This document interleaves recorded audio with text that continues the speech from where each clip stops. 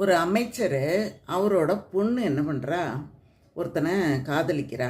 அவனோட ஓடி போயிடலான்னு முடிவும் பண்ணுறா. முடிவு பண்ணிவிட்டு வீட்டில் இருக்கிற நகை நட்டு எல்லாத்தையும் எடுத்துக்கிட்டு ஓடி போகலான்னு முடிவு பண்ணி எல்லாத்தையும் எடுத்து ஒரு பையில் வச்சுட்டு கிளம்புறதுக்கான சமயத்தை எதிர்பார்த்து காத்துக்கிட்டே இருக்கா. அந்த சமயத்தில் அவங்க அப்பா அமைச்சராக இருக்கிறவருக்கு ஒரு ஃபோன் வருது. என்ன ஃபோனுன்னா, இந்த தடவை உங்களுக்கு சீட்டு கொடுக்க போகிறதில்ல கட்சியில், அதனால் நீங்கள் என்ன பண்ணுங்கள், அதுலேருந்து விலைக்கு எங்கள் கட்சியில் சேர்ந்திங்கன்னா உங்களுக்கு நாங்கள் அந்த சீட்டை கொடுப்போம் அப்படின்னு சொல்கிறாங்க.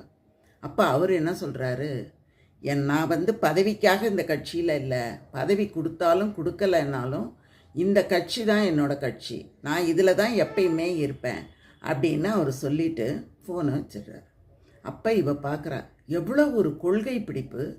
தனக்கு எதுவுமே கிடைக்காது அப்படின்னு சொன்னால் கூட நான் அந்த கட்சியை விட்டு விலக மாட்டேன்னு அவர் இருக்கார். அந்த கொள்கை பிடிப்பு அவரோட பொண்ணான எனக்கு இருக்க வேண்டாமா? நான் யாரோ ஒருத்தன் கூப்பிட்டான் அப்படிங்கிறதுக்காக ஓட பார்த்தனே, நான் இனிமேல் ஓடவே மாட்டேன், எங்கள் அப்பா என்ன சொல்கிறாரோ அதுபடி கேட்பேன்னு மனம் திருந்தினாலாம். அப்பாவோட கொள்கை பிடிப்பு பொண்ணுக்கும் வந்துதான்.